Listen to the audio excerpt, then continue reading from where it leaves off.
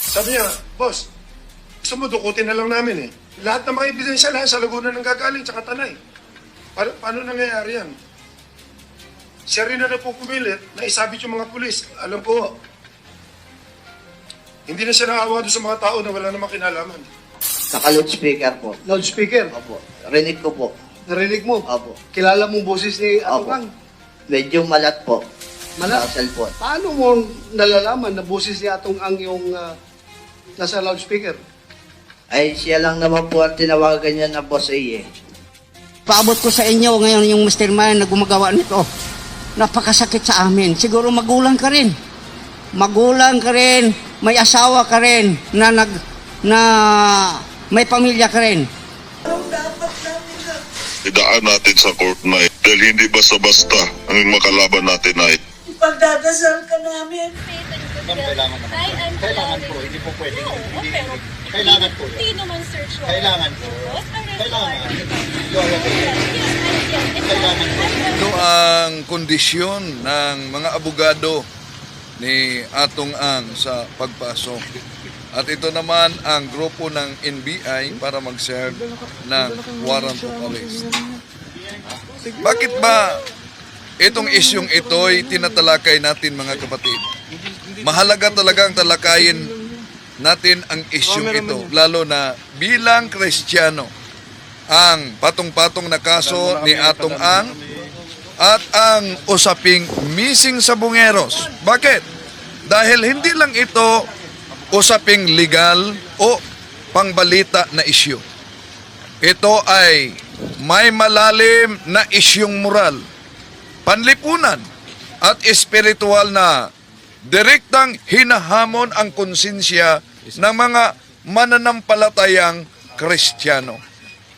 Kaugnay nito, tatalakayin natin ito kung saan nilusob na ng NBI, CIDG, PNP ang bahay o posibleng kinaroroonan sa may impluwensyang si Atong Ang.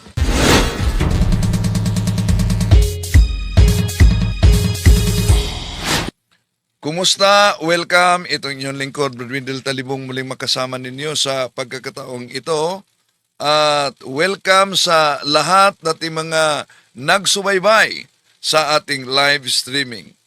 At inanyayahan namin kayo, mga kapatid, huwag kalimutang mag-subscribe sa Factbusters PH, kay Kaburnok yan, no?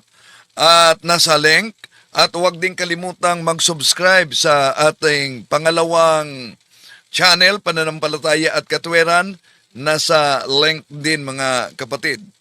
At inanyayahan natin ang ating mga suking taga-subaybay, huwag kalimutan sa pagpasok ninyo na pindutin ang like sa ating live.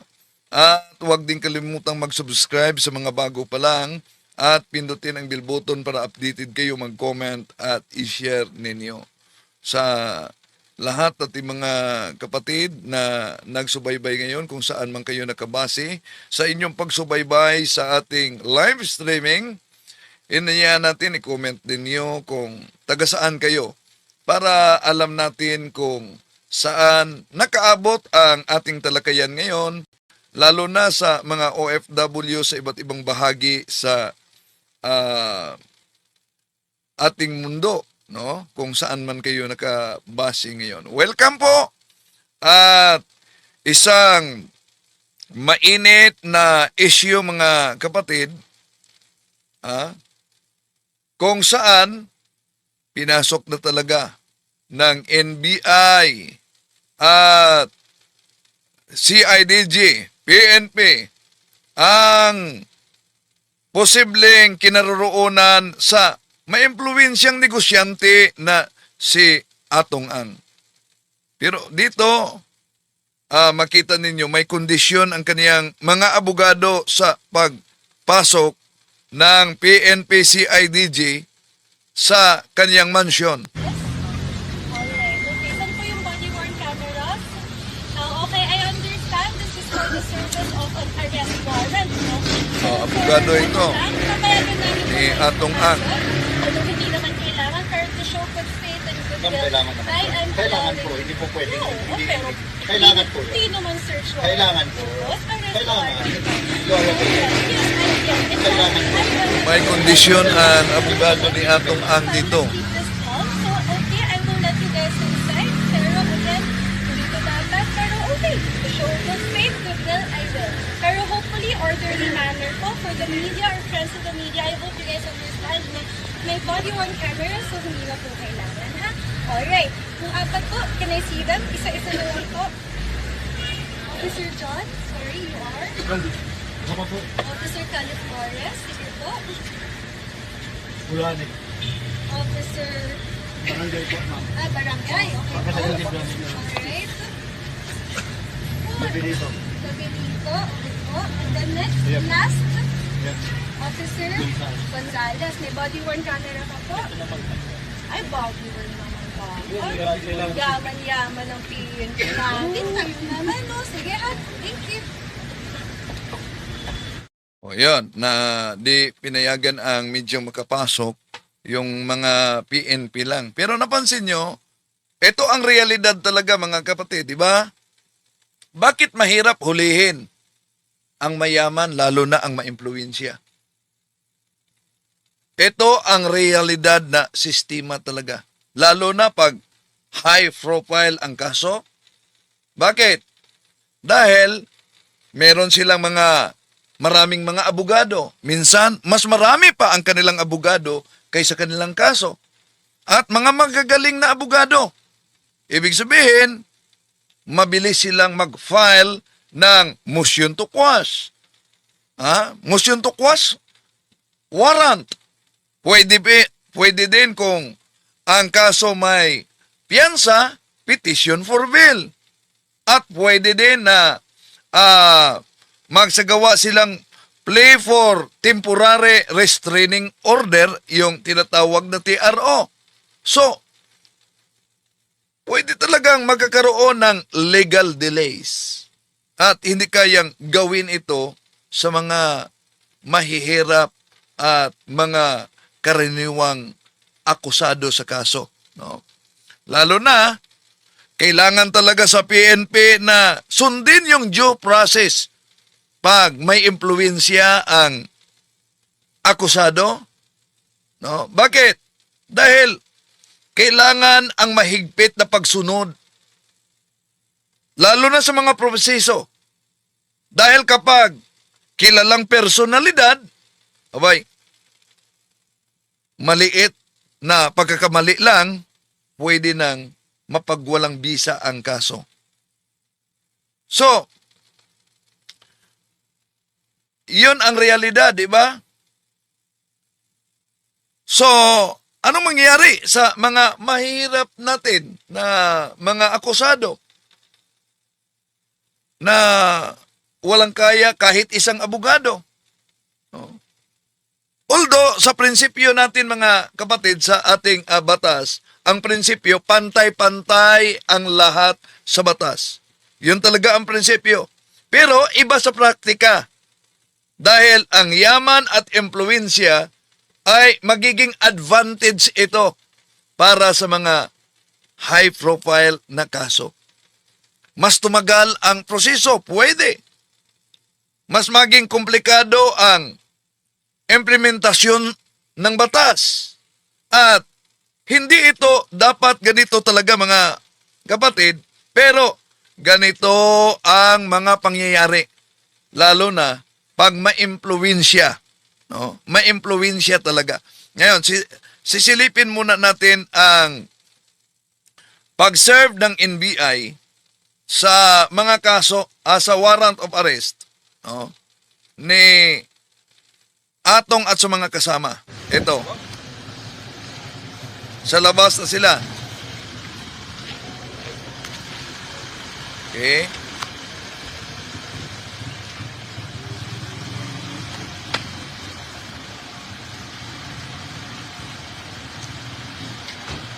So, makita ninyo mga NBI, mga reporters sa media. Nasa labas sila para i-serve Nagdala kang mga nagsara mo, tigilan mo. Tigilan mo. Nagdala kang mga nagsara mo, ano. Ay, hindi ko cellphone to. Kanina to. Tigilan mo. Sa camera man yan. Hindi kami kayo sa camera. Okay, nakapasok na. Padaan mo na kami. Ayan na rin.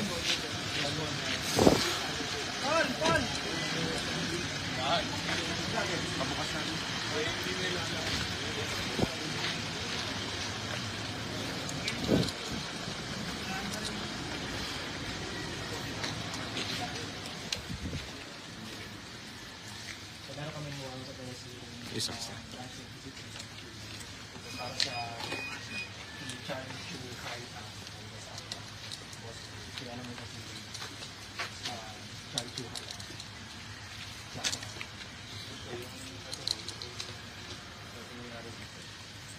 Ito ang pag-serve ng warrant sa NBI para paghanap kung saan talaga etong si Atong Ang.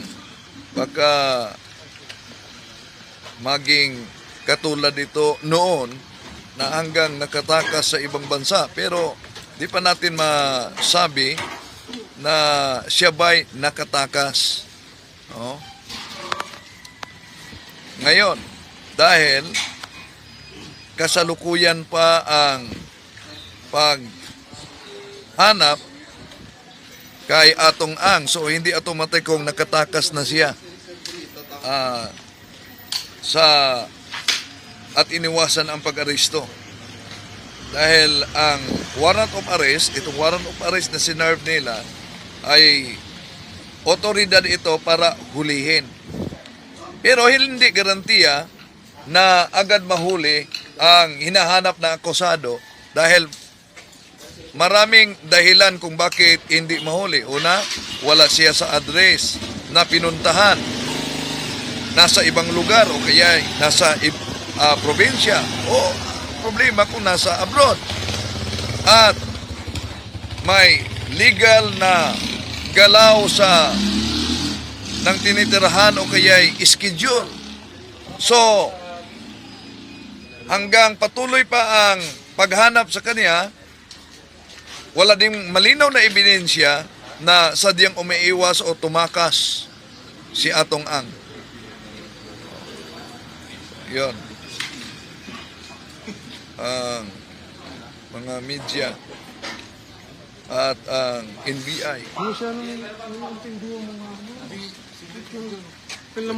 hinahanap si Atong Ang dito, mga kapatid. Serve na ang warrant of arrest niya at may mga kasama pa. No? So,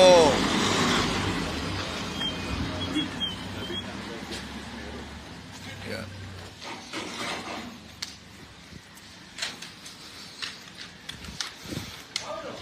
Pag may impluwensya ang akusado, mas maingat ang mga otoridad sa paggalaw kasi para maiwasan yung tinatawag na legal backlash. At mas mataas ang antas ng verifikasyon dahil sensitibo ang kasong ito. Kaya sa due process, mas mahigpit talaga ang pagsunod sa proseso sa mga otoridad. Kapag kilalang personalidad tulad ni Atong Ang, dahil isang maliit lang na pagkakamali, ay pwede na itong magpawalang bisa sa kaso.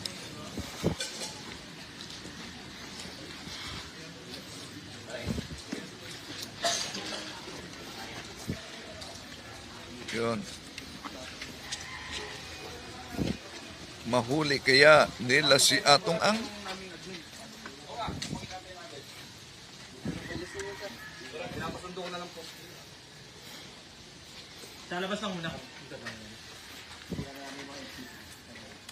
So ano ang mahalagang bantayan bilang lalo na sa mga mamamayan Nandito kaugnay tayo sa kaso ito? sa AA Cobra Farms. Lipa City sa Batangas. Ano? Sa Lipa At ito. ito yung sinasabing isa sa lugar kung saan maaring nagtatago. Andi dito si Atong Ang. Kasama natin yung NBI at nililibot natin ngayon ito yung AA Cobra Farm dito sa Lipa City, Batangas.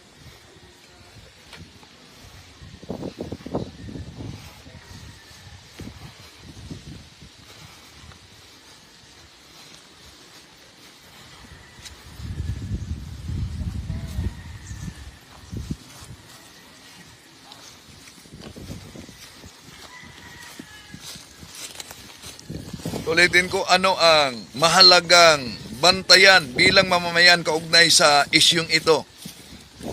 Una, patuloy ba ang ginampanan ng NBI at PNP ang kanilang mandato?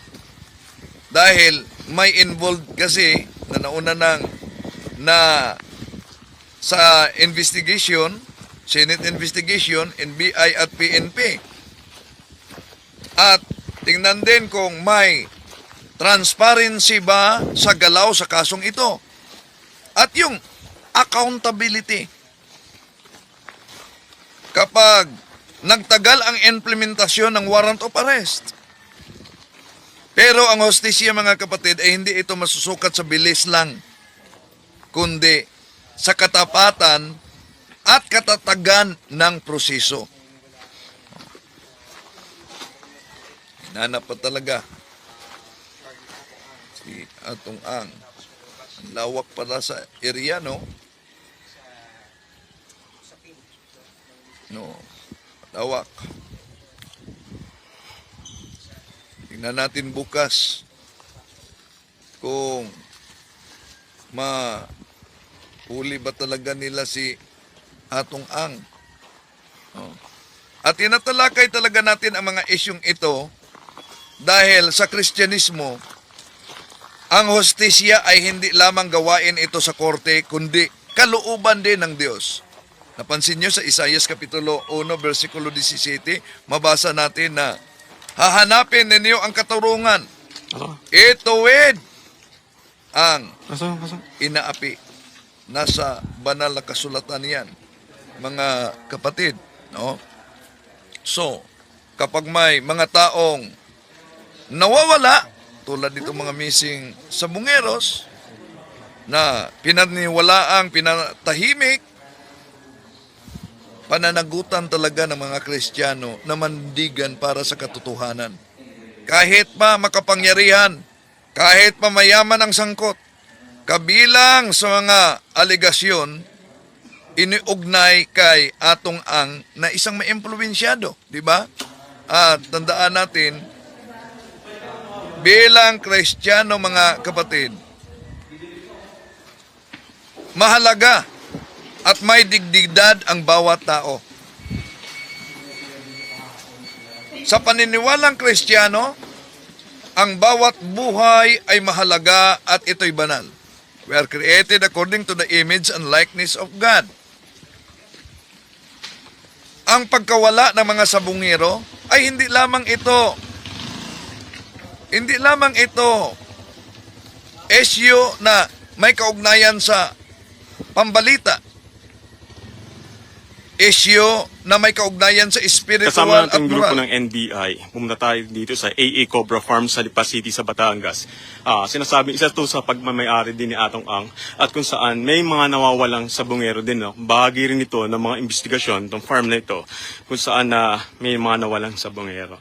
Noong 2021 sa mga interview natin sa mga pamilya na nawawalang sabungero, nabanggit din itong Lipa na Cobra Farm na sinasabing pinagdalan sa mga nawawalan sa bungero. At dito hinahanap ngayon si Mr. Charlie Atong Ang na isiserva ng warrant dahil sa kasong kidnapping with homicide. Isa lamang to sa utos ng korte, no? Regional Trial Court ng Santa Cruz, Laguna. Meron pang hinihintay na warrant manggagaling naman sa Pablo City, Laguna at may mga warrant din na manggagaling sa Lipa at inaasahan sa Manila. Sa ngayon, hindi pa rin matagpuan kung nasaan si Mr. Charlie Atong Ang at nagtulong na yung puwersa ng CIDG at NBI para mahanap nga ito. Yung ibang pulis kanina ay sumuko na doon sa krami. Habang ito naman si Charlie Atong ang nalang ang hinahanap. Pagkatapos ito ay dadaan sa booking procedure, medical at ibabalik yung warrant nila sa Regional Trial Court ng Santa Cruz, Laguna at doon sila ipipresenta para ipakita na naaresto na sila. Nobel yung kaso na to kaya yung mga arestadong mga pulis na sumuko ngayon ay maaaring manatili muna sa krami or kung saan pasilidad pwede sila magkasya. 18 yung nakalagay dun sa warrant. So may mga pulis na sumuko nandun sa Camp Crame, mga kapatid. No? Pero di pa natuntun kung saan talaga etong si Atong Ang. No? Tingnan natin bukas kung lalabas ba ito dahil walang piyansa ang kaso niya. How about si Gretchen Barito? Natuntun ba nila kasama umano na kinasuhan ito? Ulitin natin na bilang Kristiyano, bawat tao ay may dignidad at banal ang buhay ng bawat tao.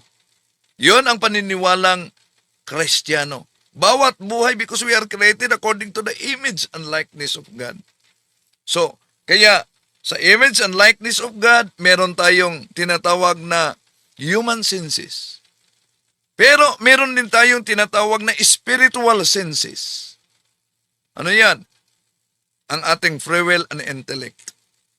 Yon ang dahilan kung bakit nagiging image and likeness of God. So, ang pagkawala nito mga sabungero, mga kapatid, ay hindi lang ito pambalita, kundi ito'y isang malaking issue, spiritual at moral. Sila'y may mga anak, sila'y may mga ama, sila'y may mga kapatid, sila ay may mga asawa na naghihintay sana sa kanilang pagbalik.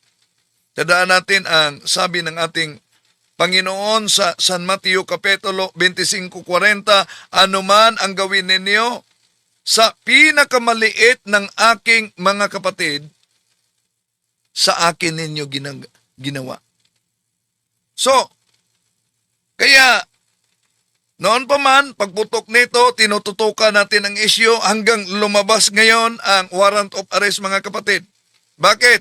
Dahil kung mananahimik tayo bilang Kristiyano, sino ba ang magsalita para sa mga walang busis, di ba?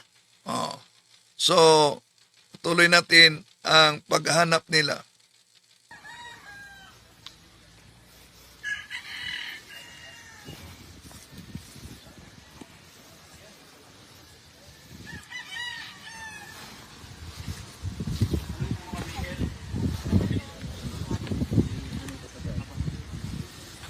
Hello, ating acknowledge din si Attorney Franz Delioso. Hello, ang Diocesan President ng CFD diyan sa Kabangkalan. Si Father Jerry Pinida din, ang Spiritual Director na palaging nagsubaybay sa atin ngayon. Hello po. Okay, tuloy natin.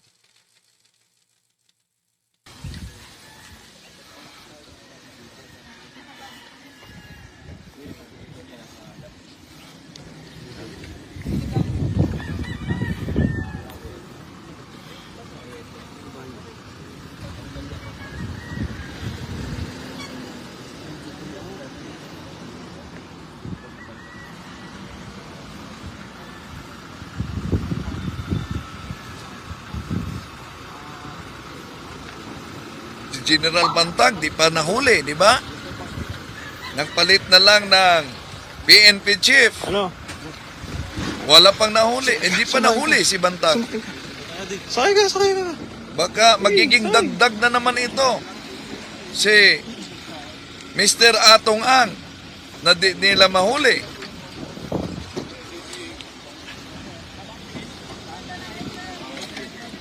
Noong may kaso noon si Atong Ang nakalusot siya sa ibang bansa at doon siya nahuli. Ngayon, nasa Pilipinas pa kaya siya? Hindi. Sino?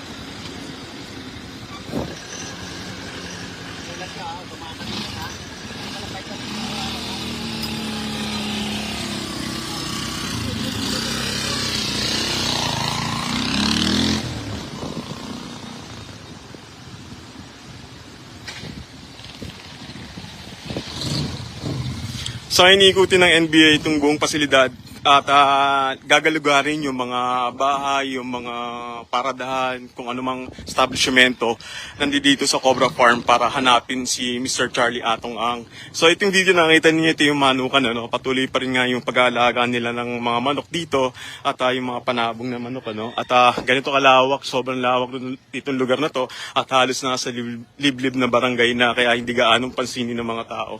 At ngayon, itong NBI ay pipiliting matapos yung paggalugad at masubukan na mahanap dito sa lugar na to na sinasabing nandito raw si Mr.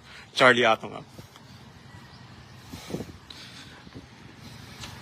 At yan muna ang latest dito sa Lipa. Babalik tayo maya-maya. Ako si Gary De Leon ng News 5. Yon sa video sa News 5 yon mga kapatid, no. Nahanap pa talaga nila si Atong Ang kung saan ito nagtatago sa kasalukuyan ngayon. O may balak ba itong susuko, lalo na walang piyansa ang kaso niya. How about si Gretchen Barreto? Oh. Siya ba'y natuntun din ng mga otoridad? Siya ba'y may warrant din kasama ni Atong Ang? So ang isyong ito mga kapatid, hindi lang ito individual na kasalanan sa ganitong mga kaso. Dahil kahit na sa isinagawa na investigasyon sa Senado, klarong-klaro na may sistemang pumapayag kahit sa mga otoridad, nagbulag-bulagan. O merong mga nakikinabang. Kaya meron ng mga otoridad na sumuko din, kasamang may kaso, may warrant, nasa kamkrami sila. So, itong mga sistemang pumapayag o nagbulag-bulagan, lalo na yung mga nakinabang, tinatawag ito sa simbahan na structural sin, mga kapatid. Structural sin, kapag ang kasalanan ay nagiging normal na sa ating lipunan. So, kung ang sugal, lalo na ang karahasan at impluwensya ng pera ay nagresulta sa pagkawala ng buhay, moral na tungkulin ng simbahan ng bawat Kristiyano na itong ilantad at ito'y labanan talaga. Malinaw ang pahayag sa Biblia. San Lucas Kapitulo 12, versikulo 48. Sa binigyan ng marami, marami din ang hihingin. Imagine. So, ang mga makapangyarihan, yung mga may koneksyon o yung may yaman, ay hindi ligtas sa moral na pagsusuri. Hindi maaaring magiging neutral ang pananampalataya ang isang Kristiyano kapag may malubhang aligasyon ng paglabag sa karapatang pangtao gaya nitong isyong ito. Kaya, ang simbahan, ang mga kaanib dito bilang Kristiyano, ay hindi lamang para sa dasal, kundi para sa prophetic witness din, mga kapatid, na dapat ang lakas loob na magsalita laban sa kasamaan, kahit delikado, di ba? Kadalasan ang reaksyon kasi, lalo na pag tatalakay may issue, ang isyong may kaugnayan sa lipunan, ba't kayo nakisawsaw diyan? Dapat ang talakayin ninyo ay ang kaugnay sa pananampalatayang simbahang Katoliko. Nakalimutan siguro nila na sa panahon ni San Juan Bautista, although nagbinyag siya at nangaral, pero mariin niyang tinututulan ang immoralidad sa namuno sa panahong yon. At yun ang dahilan kung bakit siya pinugutan. So, kung ang simbahan ay mananahimik, sino ba ang magtatanggol sa mga pamilya na nawawala? Sino ang magpapaalala sa walang sino man ang higit sa Diyos o kahit sa batas? Tandaan natin, we're just passing through. Hebreo Kapitulo 9:27, pagkatapos sa ating kamatayan, haharap tayo sa hukuman. So ang kaso ni Mr. Atong Ang, mga kapatid, at sa ibang mga kasama nito, na may kaugnayan sa missing sa Bungeros, hindi ito chismis, hindi simpleng politika, at hindi paninira. Ito ay pagsusulit, lalo na sa konsensya ng mga Kristiyano. Sa anong paraan? Panig ba kayo sa kapangyarihan o panig ba kayo sa katotohanan? Panig ba kayo sa takot o panig ba kayo sa hustisya? Tandaan natin ito, sa pananampalatayang Kristiyano, malinaw ang sagot. Katotohanan, hustisya, dignidad ng tao.